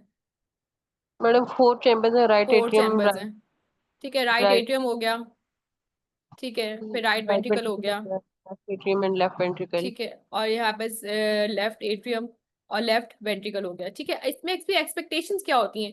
कौन सा ब्लड कौन से में होता है? इसमें हमारे पास इम्प्योर ब्लड आता है और इसमें हमारे पास प्योर मैडम ब्लड यहाँ आता है, ऐसे ही है ना? पे ऑक्सीजनेटेड होगा, उसमें हाँ, सैचुरेशन इसमें में ऑक्सीडेटेड ब्लड होगा, इसमें डीऑक्सीडेटेड ब्लड होगा, सही बात है। इसमें. अब इसी यस. चीज को अगर आप यहाँ पे देखें, ठीक है, आ रहे आपने पहले 4 चीजों देखने हैं, right atrium, right ventricle, left atrium और लेफ्ट वेंट्रिकल। सिंपल, आपने ये चीजें देखनी है सबसे पहले, ठीक है। ये राइट एट्रियम में कितनी आपके पास सैचुरेशन आ रही है? मैडम अब हमारे पास राइट एट्रियम में 68 आ रही है ना. ये ठीक है, ठीक है. ठीक है। और 68 राइट सैचुरेशन है, वेंट्रिकल में भी अनऑक्सीडेटेड ब्लड है, 68 ही है. डीऑक्सीडेटेड ब्लड है, ये तो हमें पता ही है कि 68 ठीक है, डीऑक्सीडेटेड ब्लड है, अभी से लंग्स में जाने से ऑक्सीडेट होने के लिए, ठीक है। फिर वहां से वो पल्मोनरी आर्टरी के थ्रू चला गया लंग में, वहां से वो लंग्स से पल्मोनरी वेन्स के थ्रू आ गया। अब 100% ऑक्सीजन हो गई है, 100% सैचुरेशन हो गई है पल्मोनरी वेन में, वहां से ऑक्सीनेट होकर आ गया। लेफ्ट एट्रियम में 98% रही। लेफ्ट लेफ्ट एट्रियम में वेंट्रिकल जब वो लेफ्ट वेंट्रिकल में गया तो कितने हो गई? 82. Is it normal? नो. ठीक है, लेफ्ट समझ आ रहा है? लेफ्ट यहाँ पे मिक्सिंग हो रही है. हाँ, ठीक है, आपने खुद ही बता दिया, ठीक है। अभी जब आप Yes. इस पे बिल्कुल कमेंट करने तैयार नहीं थे, अभी आपने खुद ही बता दिया कि इसमें कोई ना कोई जब वहां से 100% से 82 में आ गई है लेफ्ट वेंट्रिकल में, इसका मतलब है वेंट्रिकल में कोई ना कोई मसला है, यहाँ पे कोई ना कोई मिक्सिंग हो रही है। किसके likely साथ? VSD है। हाँ, VSD है।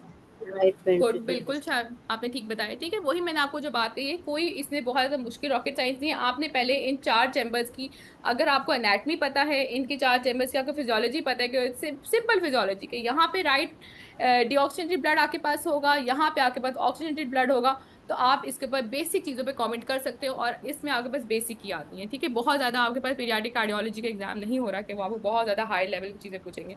ठीक है, उसके बाद सेकेंडली प्रेशर्स की बात आ जाती है। हम सबको पता है कि राइट साइड प्रेशर्स क्या होते हैं? कम होते हैं, कम होते हैं। और लेफ्ट साइड पे प्रेशर्स क्या होते हैं? ज्यादा होते हैं। ज्यादा होते हैं, सिस्टमिक लेवल के होते हैं, और यहाँ पे जो है ना प्रेशर्स कम होते हैं। अब यहाँ पे मैंने प्रेशर दिया हुआ है 90 का इन राइट वेंट्रिकल। ठीक है, नॉर्मल आरवी में कितना दिया हुआ है? लेफ्ट वेव एलवी में 90 का, एओर्टा में भी 90/62 का दिया हुआ है, और राइट वेंट्रिकल में भी 90 का दिया हुआ है। Is it normal? No ma'am, ज्यादा है। ठीक है, इसका मतलब ये है कि राइट राइट वेंट्रिकल में प्रेशर इंक्रीज हो रहा है। Left to right. हाँ, मतलब बायलैटरल शंटिंग चल रही है। Left to right balance shunt. तो क्या वजह हो सकती है इसकी? वीएसजी होगा। VSG तो शंटिंग करा रहा है। ठीक है, प्रेशर्स क्यों बढ़ रहे हैं राइट वेंट्रिकल में? कि VSG में तो राइट टू लेफ्ट शंट जा रहा होता है ना। ठीक है, तो वैसे वैसे VSG जब होता है तो क्या हमारे पे बच्चे की सैचुरेशन कम होती है? तो 78 आ रही है इन एओर्टा, और प्रेशर्स भी बेसिकली राइट वेंट्रिकल के भी और पल्मोनरी आर्टरी के भी इंक्रीज हो रहे हैं। पीएस है इसका मतलब है। पीएस है, अच्छा। अगर पल्मोनरी स्टेनोसिस हो रही थी, मतलब यहाँ पे पीएस हो रहा होता, तो क्या पल्मोनरी आर्टरी का प्रेशर बढ़ता? नहीं, तो बैकफ्लो में बढ़ता ना, आरवी का, आर्टरी का तो नहीं बढ़ता। इसका मतलब है आइसम इंजर हो रहा है, इसका मतलब है बायलैटरल फ्लो चल रहा है। ठीक है, मिक्सिंग तो हो ही रही है। ठीक है, इनिशियली तो आइसम प्रेशर इंजर हो ज्यादा रहा नहीं है। होते VSD में, लेटर ऑन जब आइथनमेंजर डेवलप हाँ, होता है ठीक तो है, वो इतना लॉ प्रोलॉन्ग VSG चल गया है। अगर वैसे ही VSG होगा ना, तो हो सकता है सिर्फ सिर्फ राइट वेंट्रिकल का प्रेशर जो है माइल्डली सा रेज्ड हो। ठीक है, या यहाँ पे सेचुरेशन आर ए के मुकाबले में ज्यादा हो। ठीक है, यहाँ पे अगर RA में 68 थी, तो यहाँ पे हो सकता है आपके पास 70 के करीब सेचुरेशन हो, क्योंकि वहां से ऑक्सीजनेटेड ब्लड भी RV के अंदर आ रहा है, अगर सिंपल VSD होती। ठीक है, लेकिन यहाँ पे साथ आइसर मेंजर भी हो रहा है, तो आप ये नोट करेंगे यहाँ पे ऑक्सीजन दोनों बायलैटरली शंट चल रहा है, और साथ में राइट वेंट्रिकल का प्रेशर भी इंक्रीज हो रहा है। ठीक है, दुआ में आपको क्लैरिटी आ रही है? अब नेक्स्ट हम एक और डिस्कस करते हैं। पहले मैं इनके नॉर्मल वैल्यूज आपको दिखाती हूँ, फिर कि अगर नेक्स्ट में हम लोग आपको देखें तो देखिए राइट वेंट्रिकल और उसके आगे जो है पल्मोनरी आर्टरी, इन दोनों के प्रेशर सेम है। If we are considering VSD और टॉप कंसीडर करेंगे ना साइनोसिस के साथ, तो उसमें तो राइट वेंट्रिकल के प्रेशर ज्यादा होंगे बिकॉज आगे पल्मोनरी स्टेनोसिस हो रहा है। डॉक्टर आमना बोल रही हैं? यस, यस, डॉक्टर आमना ने हमें ज्वाइन किया। डॉक्टर आमना भी हमारी पीडियाट्रिक कंसल्टेंट हैं, हमारे पास PF के अंदर होती हैं, तो emergency. This was also clue कि आप लोग अगर एक एक स्टेटमेंट देख रहे हैं ना, तो आप जो जैसे कि हम कह रहे हैं कि तो आप लोग को दिमाग में कौन कह रहा होगा, तो टॉप में तो प्रेशर जो है ना वो राइट वेंट्रिकल से ज्यादा होने चाहिए as compare to pulmonary artery. That was also a clue इसके अंदर। डॉक्टर हिना ने जो आपको टॉप स्टेशन दिया ना, उसमें ये क्लू भी दिया हुआ था। तो अगर हमें कोई अगर कंफ्यूजन हो स्टेटमेंट लाइक इंटरप्रिटेशन में, तो जो हमारी स्टेटमेंट होती है दैट्स आल्सो वेरी हेल्पफुल, उससे भी गौर से पढ़ना होता है। अब ये आगे हमने एक और केस दिया हुआ था, उसमें हम इनका जो अभी बताया है वो हम करेंगे, क्योंकि इसमें मैंने ये सब चीजें बताई हैं दोबारा से। ठीक है, अच्छा, इसमें मैंने नॉर्मल वैल्यूज दी हुई है। आप देख सकते हैं कि आपके पास राइट एट्रियम में 70 to 75 नॉर्मल है, राइट वेंट्रिकल में 70 to 75 सेचुरेशन है, उसके बाद पल्मोनरी आर्टरी की भी अगेन, और फिर पल्मोनरी वेन में सैचुरेटेड ब्लड आना शुरू हो गया है लंग से 9500 ठीक है, इसमें कितना क्लियर कट पैटर्न है। This is deoxygenated blood and this is oxygenated blood. ठीक है, कितना आपको, अगर आपको बहुत ज़्यादा इसमें याद करने की भी जरूरत नहीं, अगर फिजियोलॉजी पता है तो आप इसमें कंप्लीटली आप इसको बता सकते हैं कि यार इसमें नॉर्मेलिटी आ रही है और किस लेवल पे आ रही है। ठीक है, प्रेशर्स अगेन राइट एट्रियम में देखिए 2 to 8 आ रहे हैं, वेंट्रिकल में 15 to 30 का प्रेशर है, 15 to 30 लो प्रेशर एरिया है राइट एट्रियम और राइट वेंट्रिकल, और एट्रियम भी लेफ्ट एट्रियम में 2 to 12, फिर लेफ्ट वेंट्रिकल और एओर्टा में 90 to 140 की रेंज में प्रेशर्स आते हैं। ठीक है, नेक्स्ट एक कैथ है, इस पे मैं चाहूंगी कोई कॉमेंट करे। डॉक्टर मरी आमना ने वैसे इसमें दे दिया है हिंट आपको। इस पे कोई कमेंट करना चाहेगा? इस पे तो 7 नॉर्मल वैल्यूज भी गिवन है। मैडम इसमें डॉक्टर अंबर यस मैम मैं करती हूँ। जी, डॉक्टर अंबर क्या कह रही हैं आप? इसमें बेसिकली जो है आपका प्रेशर, वो आपका राइट वेंट्रिकल का इंक्रीज है, पल्मोनरी आर्टरी का डिक्रीज है प्रेशर, और ये केस पीएस का लग रहा है। यस, पीएस का लग रहा है। ठीक है, इसमें आपकी वही बात है कि आपके पास राइट वेंट्रिकल का प्रेशर आप देख रहे हैं कि ज्यादा है। ठीक है, इसका प्रेशर सिस्टमिक लेवल पे है, लेकिन अगेन पल्मोनरी आर्टरी का लो प्रेशर है, तो इसका मतलब है यहाँ से यहाँ ब्लड नहीं जा रहा है, यहीं पे कहीं जो है ना प्रेशर बिल्डअप हो रहा है पीएस वाला। ठीक है, उसके बाद चलो ये पीएस तो हो गया, उसके बाद नेक्स्ट सेचुरेशन राइट एट्रियम में आपके पास लेफ्ट में 95 to 100 है और लेफ्ट वेंट्रिकल में 85 to 80 है। ठीक है, ये शंटिंग हो गई है इसकी, ये भी शंटिंग हो रही है। ठीक है, बीएसजी की भी आपको क्लू मिल गया, साथ में पीएससी मिल गया, तो व्हाट इट कैन बी। ये टॉप, तो ये टॉप हो गया। ठीक है, टॉप का सिनेरियो हो गया। आपको कुछ समझ में आई इसमें बात? Yes ma'am. अब नेक्स्ट यहाँ के पास हमने क्या था कि तो आप लोगों से कमेंट कर लेंगे। ठीक है, ठीक, कुछ भी नहीं आपने करना, आपने सिर्फ और सिर्फ राइट साइड और लेफ्ट साइड के प्रेशर्स को जो कि आपके पास, आपको आई थिंक बट हम लोग एमबीबीएस के लेवल पे ये चीजें जो है ना हमें याद होती थी कि हमें कौन सी चीज किस में क्या प्रेशर्स होते हैं और किस में क्या सैचुरेशन होती है। आपने सिर्फ और सिर्फ उन चीजों को ये देखें कितना क्लियर कट डिफरेंस रहते हैं, कितना क्लियर कट डिफरेंस जो नॉर्मल है। अब नॉर्मल याद करेंगे तो एबनॉर्मल जब आपके सामने आएगा आपको खुद ब खुद समझ में आना शुरू हो जाएगा कि इसमें कोई ना कोई एबनॉर्मेलिटी आ रही है। ठीक है, अभी अगर एएसजी होगा तो आपको एट्रियम के लेवल पे जो है ना मिक्सिंग नजर आना शुरू हो जाएगी। सर यहाँ पे एट्रियम के अंदर 95 to 100 है, तो हो सकता है कि सैचुरेशन कम, मतलब as compare to pulmonary vein atrium में आपको सैचुरेशन कम मिले। ठीक है, अच्छा नेक्स्ट, अच्छा ठीक है, वो जो हमारा केस है वीएसजी विद आइसोमेंजर था, reversal of shunt to severe pulmonary hypertension. ठीक है, डिफाइन आइसोमेंजर फिजियोलॉजी एनीवन?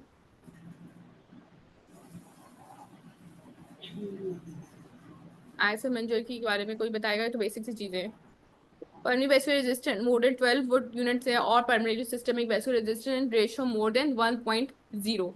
ठीक है, what findings are expected on the pericardial examination? Precordial bulge, precordial bulge होगा, ठीक आपके है, पास क्लाउड P2 होगी, और राइट वेंट्रिकुलर वो इसमें हीव भी मिलेगी, यस, हीव मिलेगी, राइट वेंट्रिकुलर हीव, गुड।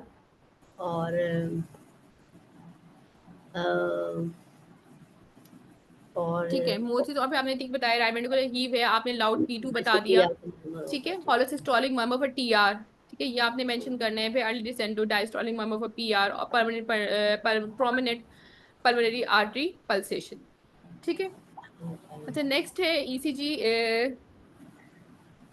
अच्छा, what other investigations would you like to do in this case?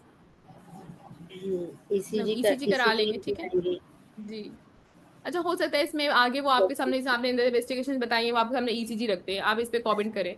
ठीक है, तो उसमें फिर आप आरवीएच टॉल पी परमिनल जो मैंने आपको बताया था, हमने 2.5 का 2.5/2.5 का फॉर्मूला याद रखते हैं। 2.5 विथ है, 2.5 हमें लेंथ है, उससे ज्यादा 2.5 स्मॉल बॉक्सेस से ज्यादा होगी तो टी टॉल पी परमिनल है। और राइट वेंट्रिकुलर क्राइटेरिया बताया था, राइट वेंट्रिकुलर आरवीएच का क्या क्राइटेरिया बताया था हमने? Tall are wave in right-sided leads and right axis evolution. ठीक है, ठीक है, सही है। और कितने से ज्यादा होगा? 7 mm से ज्यादा। ठीक है, 7 mm से ज्यादा। देन एको करा लेंगे, शन रिवर्सल, आरवी डायलेशन, चेक सिस्टर, कार्डियोमेगाली, प्रोमिनेंट पीए और सीबीसी में पॉलीसाइथीमिया आपके पास आ सकता है। How will you manage this patient? I would just add a single point कि कार्डियो में ना सबसे अच्छी चीज है कि basic investigations remain same. You just have to change the findings as per the case. हर एक में आपने ईसीजी करानी है, हर एक में आपने एक्सरे कराना है, हर एक में एको कराना है, तो आपको बस फाइंडिंग्स उसके अकॉर्डिंगली बतानी है। तो लैब कुछ बिल्कुल सिंपल है। Anyone who would like to comment on management? बिल्कुल सही बात की डॉक्टर मरियम ने कि आपने जो ना वही 4-5 एको ईसीजी चेस्ट एक्सरे बताने हैं और उसमें आपने सिर्फ फाइंडिंग्स करनी है। आगे आपको सीबीसी, सीआरबी, एलएफटी, आरएफटी ये सब चीजें ऐड ऑन करने की इसमें जरूरत नहीं होती है। अच्छा, कोई मैनेजमेंट के ऊपर कमेंट करना चाहेगा और चलिए मूव फॉरवर्ड। ठीक है। प्रिवेंशन अर्ली सर्जिकल क्लोजर है, फिर इसमें इसमें सिंपल आपने हार्ट लंग ट्रांसप्लांट या बायलेटरल हार्ट लंग ट्रांसप्लांट चाहिए होता है, वो हमारे पास होता नहीं है। मेडिकल में आपने सीसीबी है, एंडोथेलिन एंटागोनिस्ट है, पीडीए इनहिबिटर्स है, और आइप्रोसाइक्लिन जो आपने फेलियर की ट्रीटमेंट देनी है, और उसके बाद जो है ना आपने उसको रेफर कर देना जहाँ पे उसका हार्ट और लंग ट्रांसप्लांट होता है, बिकॉज पाकिस्तान में तो फिलहाल नहीं हो रहा। अच्छा, anyone who can comment on this ECG? वैसे तो मैं मेंशन कर ही दिए। Anyone who would like to comment on this? Tall tented T wave है. यस, तो ऑल्टरनेट टी वेव्स है। हाइपरकैली किसके अंदर होती है ये?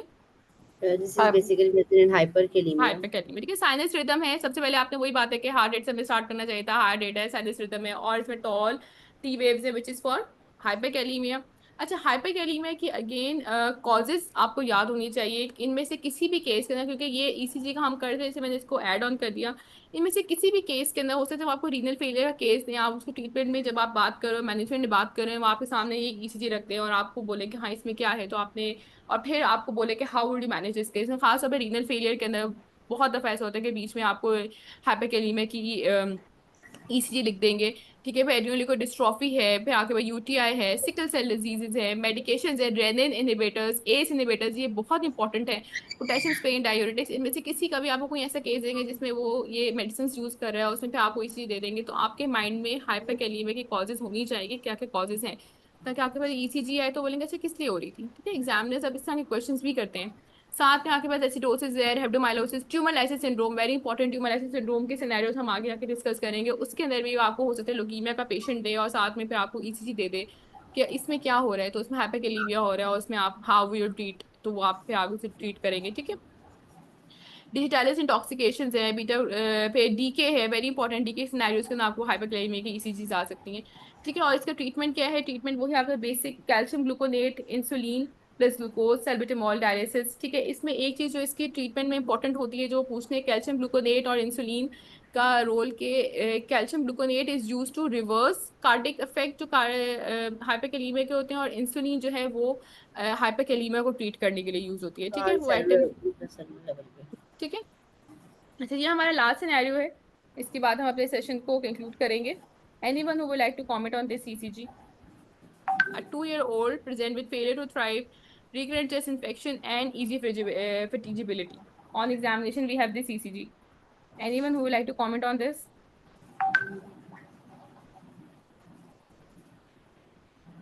अंबर लतीफ का माइक ऑफ है।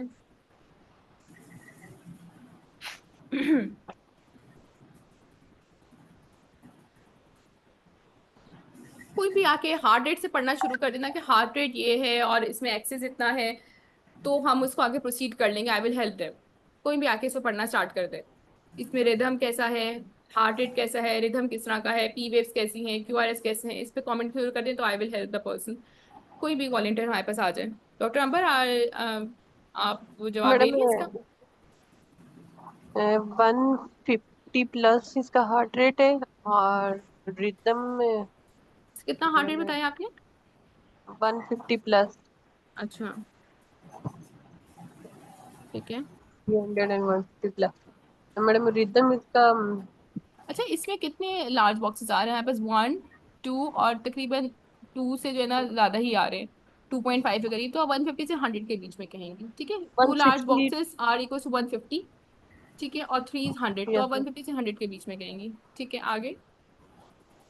ठीक है, मैडम आगे आप बताएं। Left axis deviation. Lead left axis deviation how?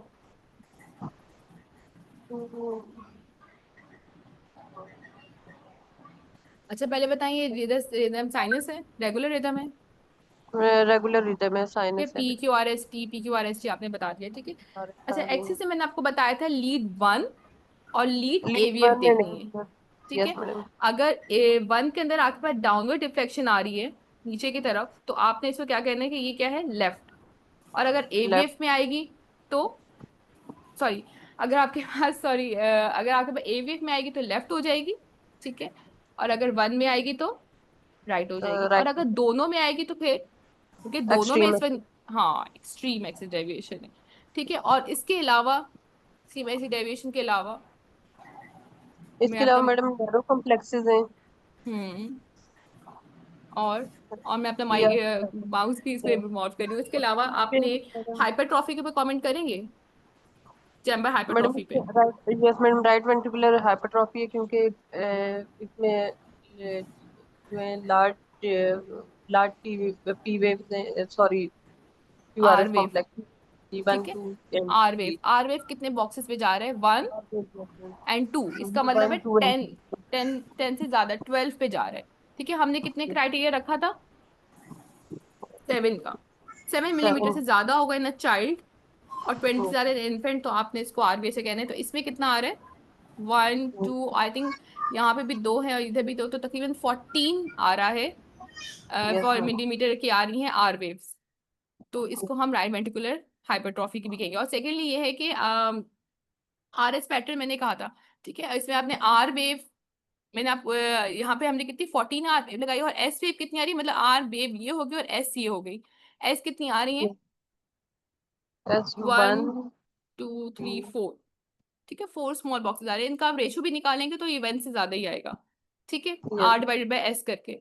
तो ये आगे पर राइट बैठा। और थर्ड चीज क्या है? Poor progression of R wave. Normally R wave क्या होती है, इसमें छोटी होती है V1 में, फिर V2 में ज्यादा उससे बड़ी, फिर V3 में उससे बड़ी, V4 में से बड़ी। Poor progression of R wave भी इसमें आ रहा है। तो right ventricular hypertrophy along with extreme axis deviation, ठीक है, ये आपका पास्ट रॉक्स में आया हुआ था एक। तो ये इसकी क्या डायग्नोसिस बनेगी? ठीक है, 150 से 100 के बीच में साइनस रिदम है, एक्सट्रीम एडेक्सिस डेविएशन और राइट वेंट्रिकुलर हाइपरट्रॉफी है। What is the most likely diagnosis? Madam इसका एक्सिस मुझे समझ नहीं आया। देखो एक्सिस ना दोनों में देखो, इसमें भी डाउनवर्ड डिफ्लेक्शंस आ रही हैं और एवीएफ में भी डाउनवर्ड डिफ्लेक्शंस आ रही हैं, बोथ, ठीक है मैडम, ठीक है। देख रहे हो आप? ठीक। यस ये मैम, नहीं, आपको माउस नजर आ रहा है हिलता हुआ? यस मैम, ठीक है, ये देखो, एंड देन एवीएफ में भी, ठीक है, ठीक है ठीक है। मैडम। तो दोनों में अगर होगी, जो मैंने स्टार्ट में बताया था, अगर दोनों में है तो this is extreme axis deviation, ठीक है। और ठीक है अलॉन्ग विद मैम, आरवीएच, तो हमारे पास ये क्या होगा? किसी ने सही जवाब दिया था बीच में से, AVSG हाँ एवीएससी। और एवीएससी की एसोसिएशन किसके साथ होती है?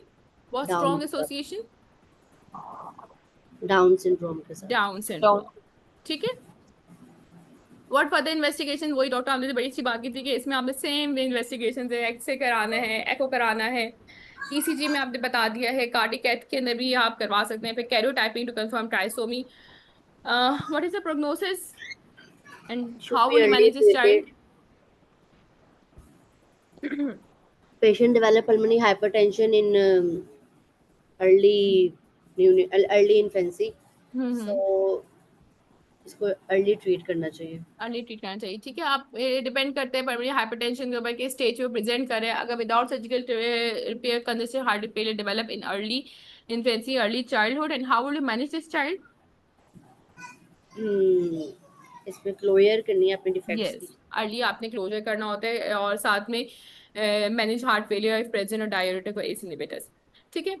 Thank you. आप में it was our first session and I will like to have feedback कि आप लोगों को कुछ समझ में आई चीजें, आपको कुछ क्लैरिटी आई है about ECGs and specifically about cardiac cath? Yes ma'am. ठीक है, कोई फायदा हुआ है आपको for your exams? Yes ma'am, thank you. ठीक है, कल हम इंशाल्लाह डिस्कस करेंगे अबाउट पेडिग्रीज, जेनेटिक्स और सिंड्रोम्स के हम कुछ पिक्चर्स डिस्कस करेंगे, ठीक है बेटा। और फिर मैं कहूँगी कल के लिए भी आप लोगों के लिए इट्स वेरी इंपॉर्टेंट कि आप लोग इंटरेक्ट करें, ठीक है। ठीक है, इंटरेक्टिव जितना होगा, बातें सबको आती थी तकरीबन, सबने सही आंसर्स दिए, केसेस भी सही से बताए। प्रॉब्लम सबसे ज्यादा, क्योंकि मैंने भी एग्जाम एक टाइम पे दिया हुआ था, आई नो कि सबसे ज्यादा प्रॉब्लम आती है आर्टिकुलेट करने में, बोलने में, कम्युनिकेट करने में। एग्जामिनर को किस तरह से बोलना है, किस तरह से बताना है, सबसे ज्यादा फेलियर रेट इस वजह से। मेजॉरिटी लोग जिनको आपने देखा होगा उनके फेल भी होते हैं, वो उनको पढ़ना बहुत अच्छा होता है, उनको सब चीजें आती होती है, पता, और सबको सब चीजें आती होती हैं, थ्योरी सबने पढ़ी होती है, बट आर्टिकुलेट कैसे करना है, बोलना कैसे है, एग्जामिनर को किस तरह से कन्वे करना है, और उस टाइम पे आपने आंसरिंग क्वेश्चन जो 5 मिनट में हो रहा होता है, वो आपका दिमाग इतना चले कि आप फटाफट फटाफट क्वेश्चन को आंसर कर सकें, वो प्रैक्टिस से होता है, ठीक है। तो हम प्रैक्टिस ठीक है करेंगे, मैम। डिफरेंट सिनेरियोज आपके पास लेकर आएंगे इंशाल्लाह। कल भी हम डिग्रीज को डिस्कस करेंगे और साथ में जेनेटिक्स, और मैं एक्सपेक्ट करूंगी हमारी अच्छी अटेंडेंस रहे जैसे आज थी, और हम फर्दर इसको प्रोसीड करेंगे। Okay, thank you so much. Thank you so much madam.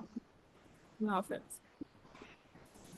अच्छा, doctor Hera, doctor Mahjabeen Hera, you are here? तो आप लोग एग्जिट कर सकते हैं, हम अभी इसको नहीं ला देंगे।